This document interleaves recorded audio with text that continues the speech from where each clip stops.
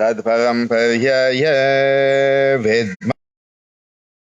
Vidmanalingeshwaraya Dhimahi Tanno Guruhu Prachodayate Om. Om Yoga Maharshi Dr. Swami Ananda Guru Maharaj Ki Jai.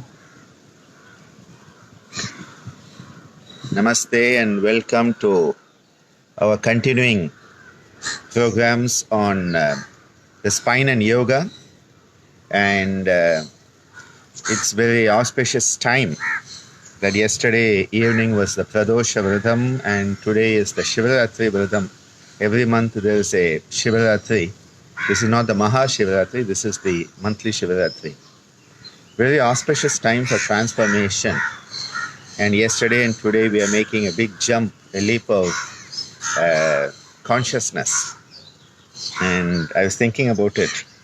And also I was just looking, because many people said, oh, why did you stop it at 48 days? If you had gone to 50 days, you would have 100 sessions. And I told you, I don't like that 100 artificial number.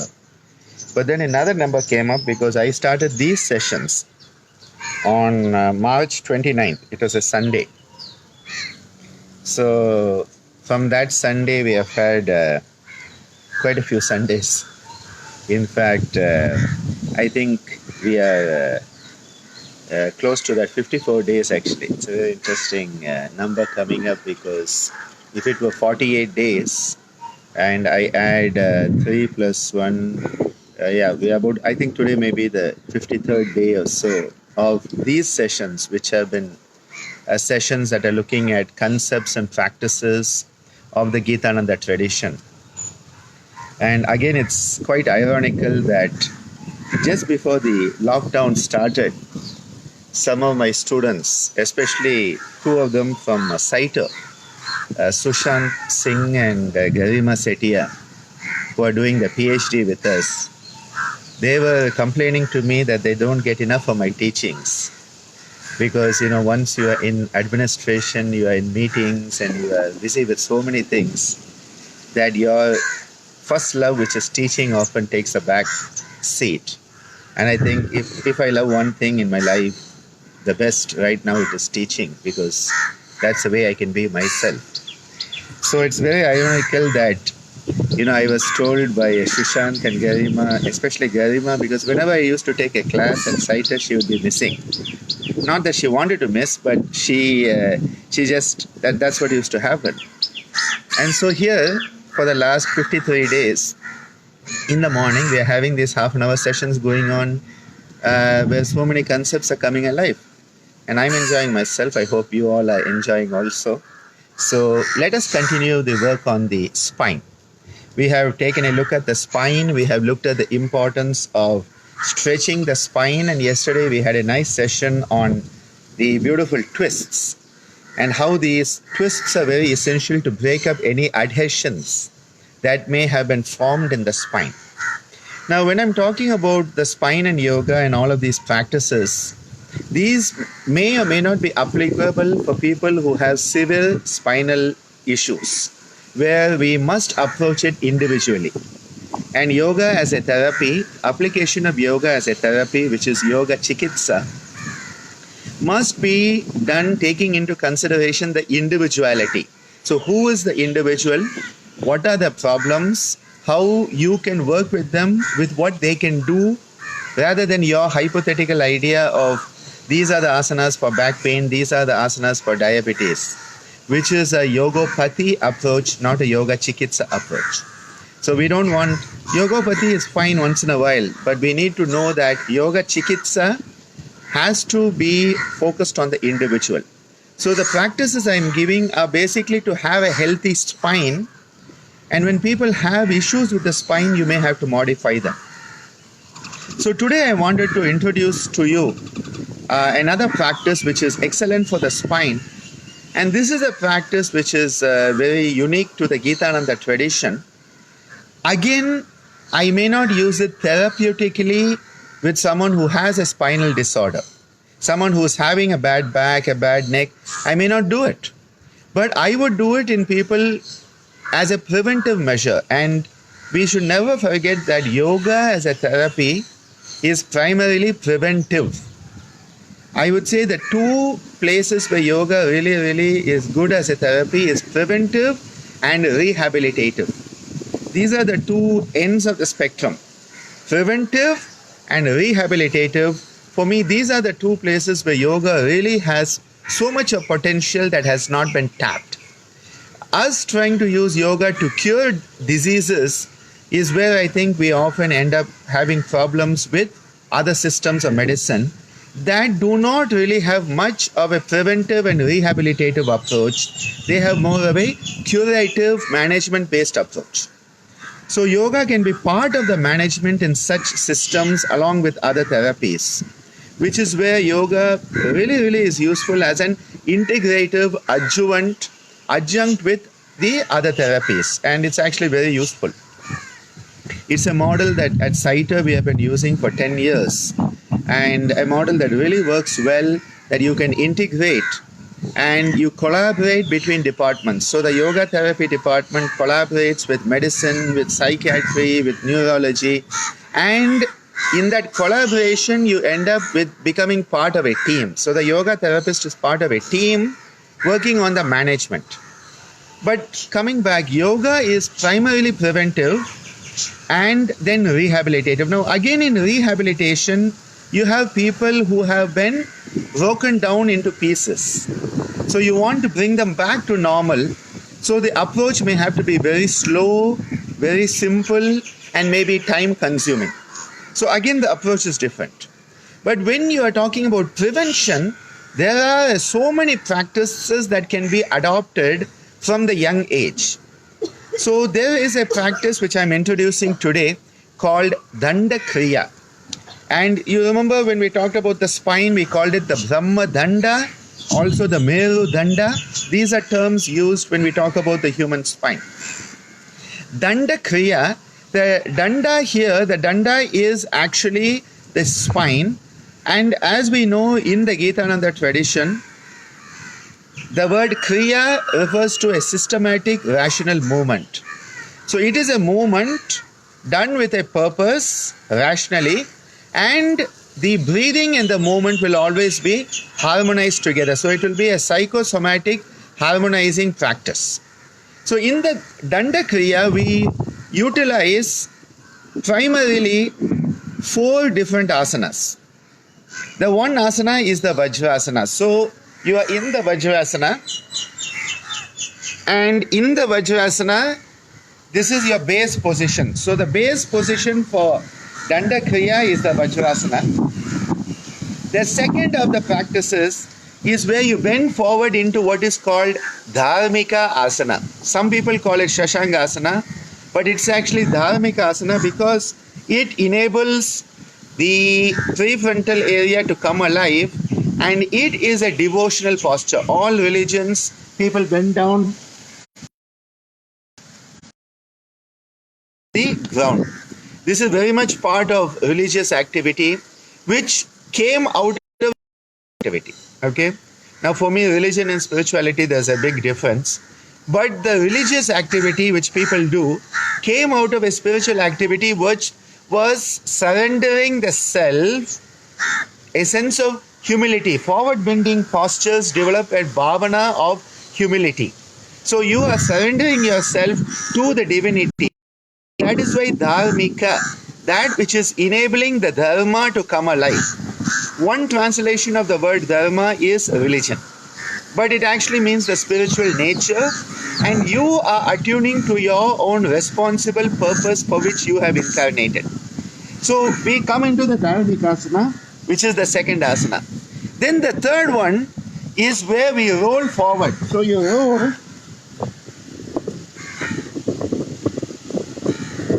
into what is called the Paripurna Shashaha.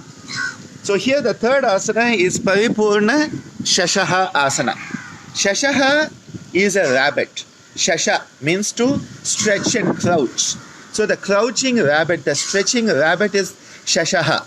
And Paripurna is, normally we have different Shashaha. The first Shashaha we do is like this. Second Shashaha is like this. And these are very useful as part of our Hatena practices to work on the low, mid and other parts of the lungs. When we want to work on the upper part of the lungs, we do the Paripurna Shashaha, where you come into Dharmikasana, and then as you breathe, you lift the back off. So you're in Dharmika. That is the third. So Vajrasana was the first asana, Dharmikasana the second, Paripurna Shashaha the third.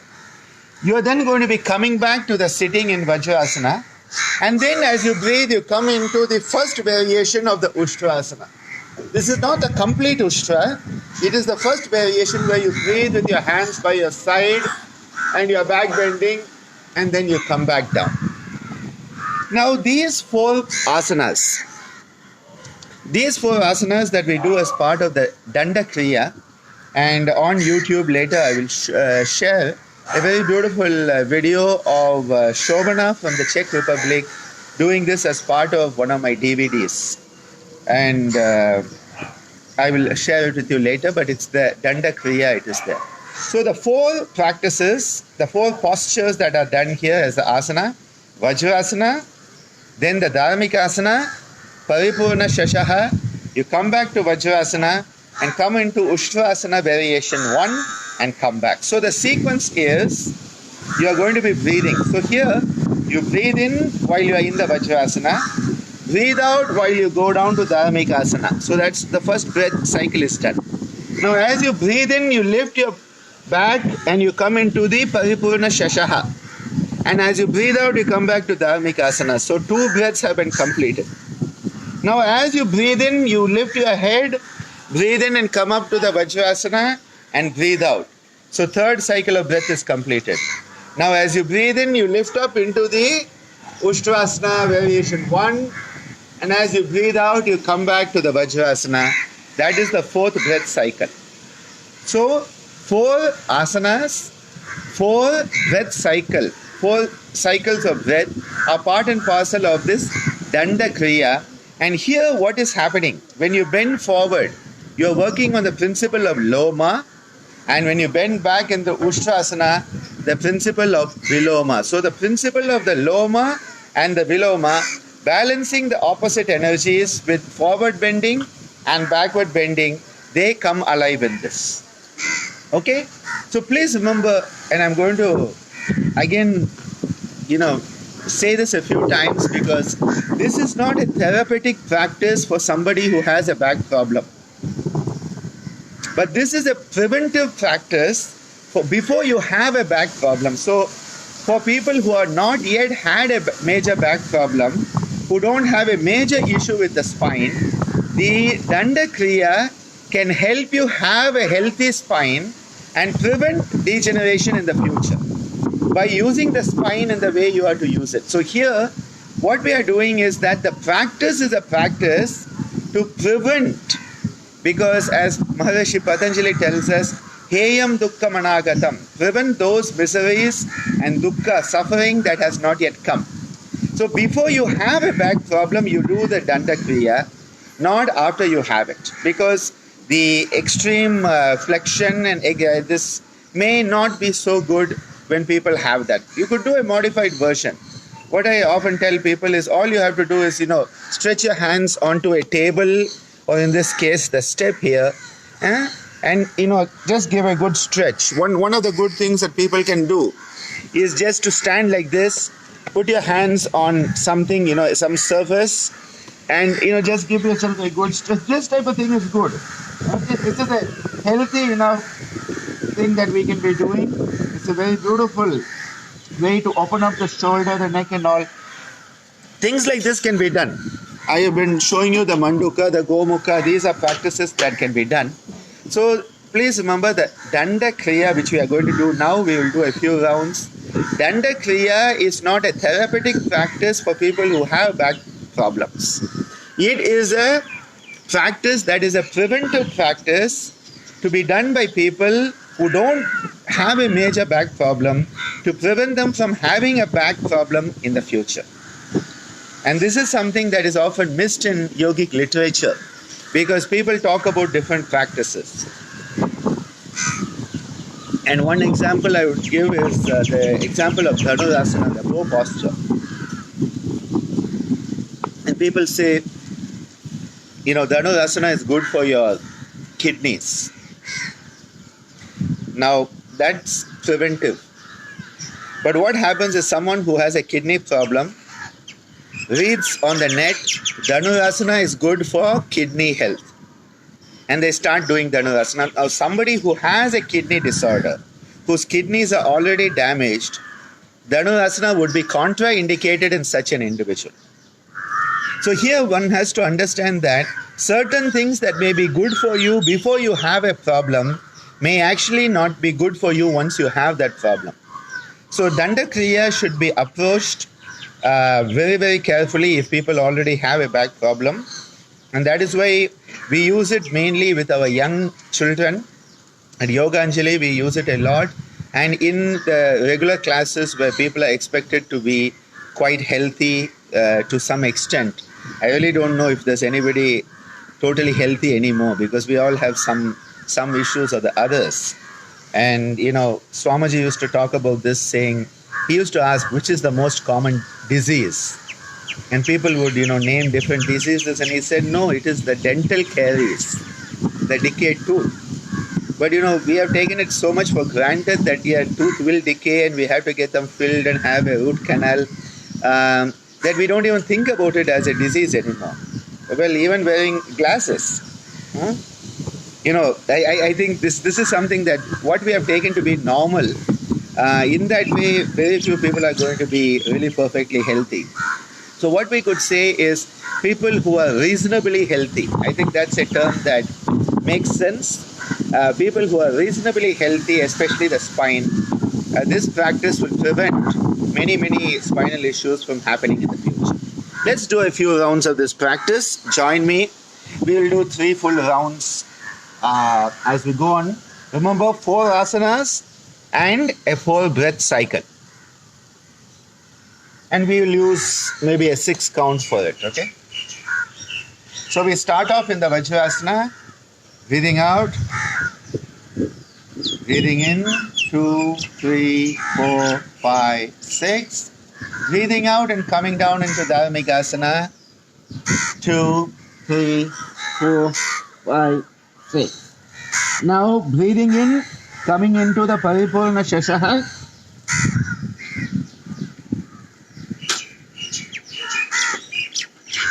Breathing out and coming back to the Dharmika. Breathing in, lifting up to the Vajrasana. Breathing out in the Vajrasana, 2, 3, 4, 5, 6. Keeping your eyes open. Breathe in and come up into the Ushtrasana variation, 1, 3, 4, 5, 6. And then breathing out, coming down, back to the Vajrasana, 3, 4, 5, 6. This is 1 round of the Danda Kriya. Second round, breathe in. Breathe out, Dharmikasana.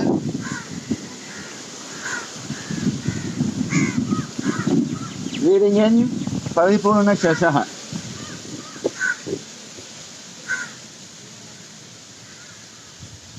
Breathing out, Dharmika. Breathing in, Vajrasana.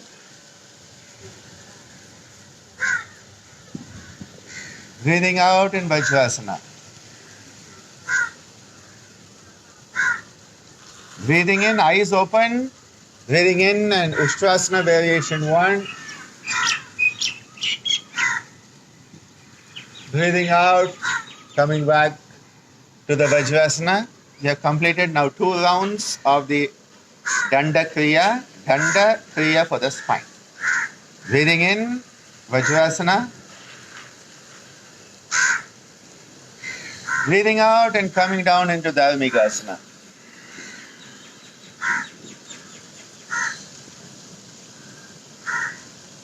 Breathing in.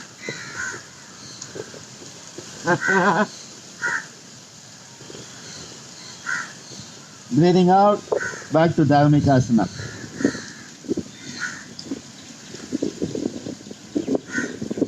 Breathing in, lifting up on the breath into Vajrasana. Breathing out in Vajrasana. Breathing in, eyes open. Breathing in, lifting up into Ustrasana. Variation 1. And breathing out, coming back down to the Vajrasana. Relax in the Vajrasana for a short while. Enjoy the feeling of energization that goes through your whole spine when you perform the Danda Kriya, where there have been the 4 asanas and the 4 breath cycle.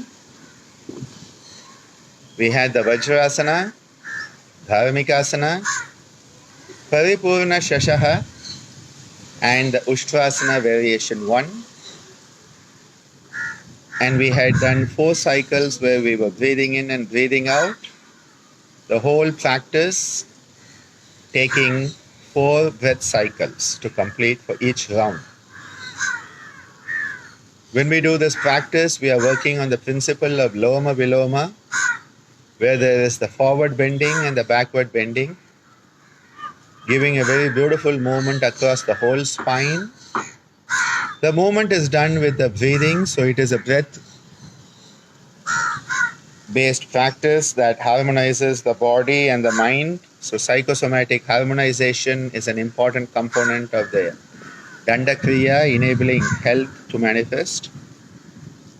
When we bend forward, the attitude of humility, and when we bend back, a building of the self-esteem and self-confidence. So building both qualities and finding a balance between humility and self-confidence, so that we don't become a wet noodle that everybody can stamp on, and we don't become this arrogant, egotistical creature that nobody likes. Finding a balance between humility and self-confidence, self-esteem, so that we become more of who we are. We become a balanced person, and we have a healthy spine, which means that, we are not a spineless creature, just falling down all the time. Very beautiful concepts are there in these practices. So when we do the Danda Kriya, it is essential to remember that this is a practice that is a preventive practice. It is not a therapeutic practice. It is a preventive practice, and it definitely helps with the spinal health.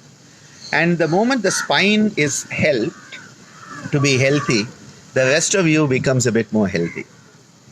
Let's do a few rounds of Savitri Pranayama. We'll do 9 rounds of Savitri Pranayama.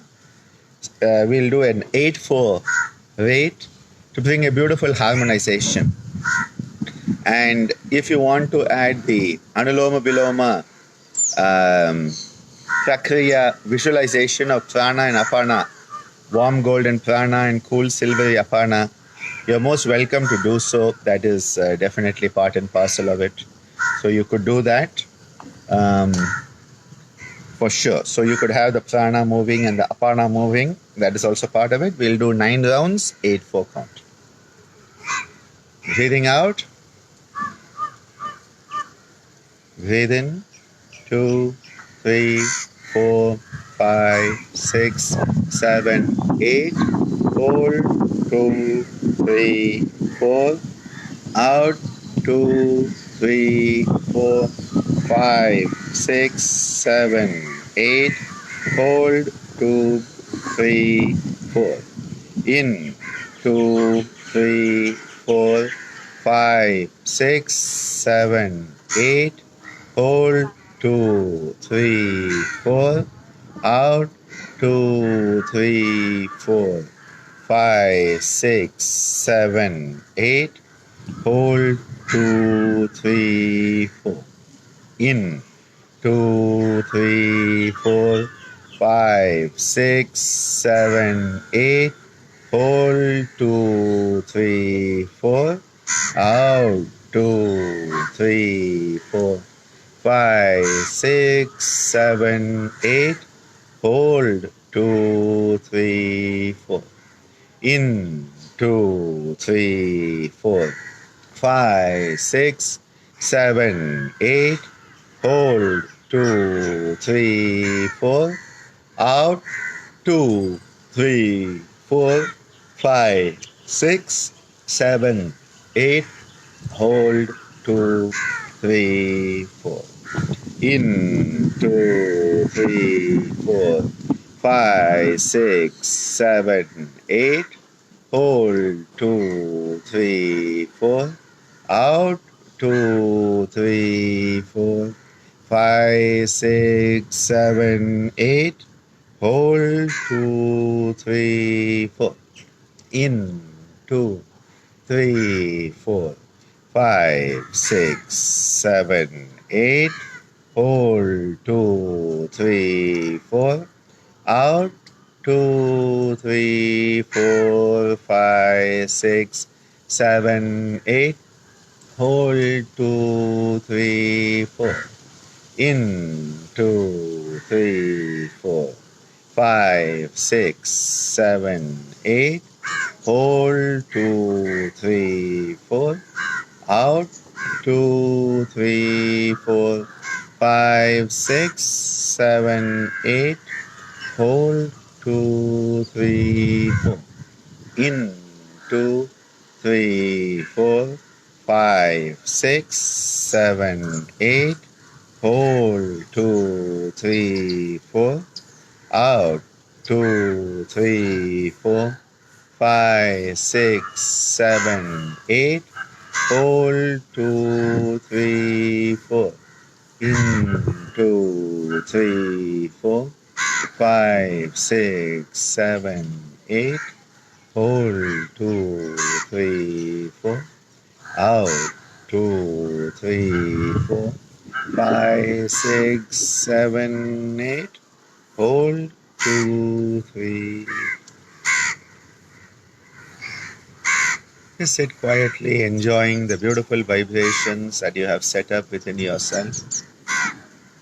A sense of beautiful harmony and wellness manifesting through you, enabling a beautiful sense of mindfulness of the spine, that bridge between the body and the brain, carrying impulses up from the sensations, bringing all the motor commands down. When our spine has a healthy flow of energy, we can perceive our sensory inputs properly, and our responses will also be appropriate, enhancing our capacity as a human being when we manifest a harmonious, healthy flow of energy through this. Let's conclude with the Shanti mantra.